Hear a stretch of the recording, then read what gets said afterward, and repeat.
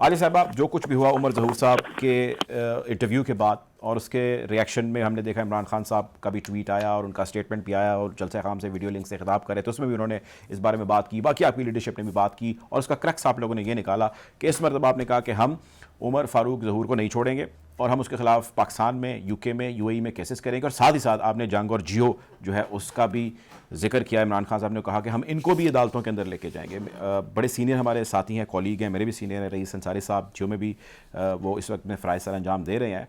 तो मैं उनसे यही चीज़ जानना चाह रहा था और उन्होंने इसके ऊपर बड़े डिटेल मुफस्सल जो है उन्होंने आंसर किया। मैं आपसे जानना चाहता हूँ कि कोई भी सहाफ़ी जब खबर देता है, जब वो इंटरव्यू करता है, तो ज़ाहिर है वो तमाम तर तहकीकात करता है और तहकीक करने के बाद चूँकि उसको अपनी लीगल भी उन्होंने मैटर को देखना होता है, जब वो किसी खबर को ब्रेक करता है तो ज़ाहिर है उसके हर आफ्टर मैच को सामने रखता है और आगे बढ़ता है।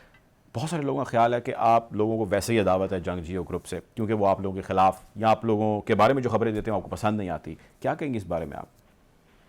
बिस्मिल्लाहिर्रहमानिर्रहीम। सबसे पहले तो मैं ये कहूंगी कि अगर जंग और जियो न्यूज ये समझते थे कि उनकी ये घड़ी वाली स्टोरी सच्ची है, तो पहला सवाल तो उनसे ये होना चाहिए था कि जंग के बरतानिया और यूएस के एडिशन के अंदर आज इसी खबर को क्यों शाया नहीं किया गया।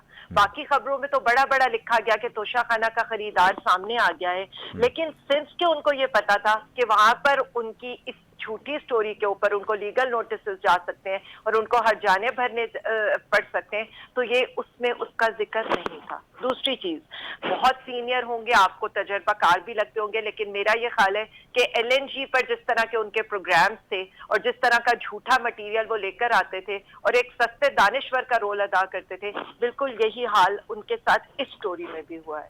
उन्होंने उमर फारूक साहब को बुला तो लिया, उनको सामने ले तो आए, क्या उन्होंने ये पूछा कि इतनी बड़ी रकम का केस है और लेन देन अरब अमारात में हुआ है, क्या अरब अमारात से इतना बड़ा पैसा निकलना ये पॉसिबल है? उनके पास कोई बैंक स्टेटमेंट है? चले उन्होंने कहा उन्होंने कैश में अदायगी की, तो हम तो सिर्फ ये कह रहे हैं कि खुद तो उन्होंने किसी बैंक से निकाला होगा ना, चले वही बैंक स्टेटमेंट सामने ले आए।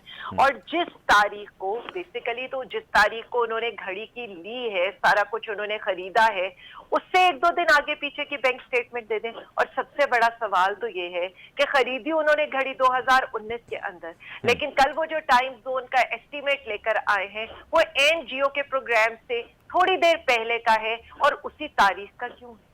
ये सारे सवालात तो वैसे ही उंगलियां उठाते हैं इन लोगों की तरफ। और आप जिस तरह से कह रहे हैं जियो जंग का प्रोपेगेंडा, समा का प्रोपेगेंडा, या आप मुझे छोड़ दें, चेयरमैन इमरान खान साहब को छोड़ दें, पीटीआई को छोड़ दें, क्या वॉल स्ट्रीट जर्नल के जर्नलिस्ट ने इनको एक्सपोज नहीं किया?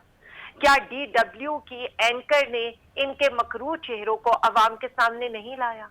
क्या अंग्रेजी पढ़ना इतना मुश्किल हो गया था? क्या वॉल स्ट्रीट जर्नल का जब जर्नलिस्ट ये लिख रहा है, इनके नाम ले लेके द न्यूज ने मेरी बात को मिस रिपोर्ट किया, जियो ने, समा ने मेरी बात को ट्विस्ट किया, जब DW की जर्नलिस्ट ये आकर ये कहती है गरीदा साहिबा को और सना बुच्चा साहिबा को आगे से ये जवाब देती है कि जी मैंने इमरान खान के साथ इंटरव्यू के बाद अपने ये रिव्यू सेक्शन को बंद नहीं किया है, मैं तो ये रिव्यू सेक्शन शुरू से ही, रिप्लाई सेक्शन शुरू से ही बंद किया हुआ था। तो आप मुझे ये बता दें, क्या पाकिस्तानी मीडिया का और पाकिस्तानी सहाफत का असल चेहरा बाहर के लोगों को पता नहीं चला? क्या फाइनेंशियल टाइम्स के ऊपर इमरान खान साहब को अपनी स्टेटमेंट सही दुरुस्त साबित करने के लिए अपना वीडियो क्लिप शेयर नहीं करना पड़ा?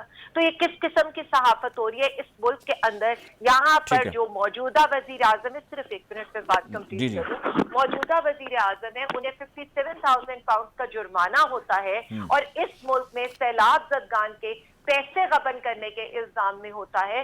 तो यहाँ पर कहीं मीडिया की आवाज भी निकलती है जो एक घड़ी के ऊपर यहाँ पर जो हालात शोरो गोगा मचा रहे। आज की सबसे इंपॉर्टेंट खबर ये थी कि आर्मी एक्ट 1952 के अंदर चेंजेस की जा रही हैं, वहां पर क्यों ये बरकरार रखने का, यानी रीअपॉइंटमेंट के साथ रिटेंशन का ऐड किया जा रहा है, इस पर क्यों सवाल नहीं हो रहा?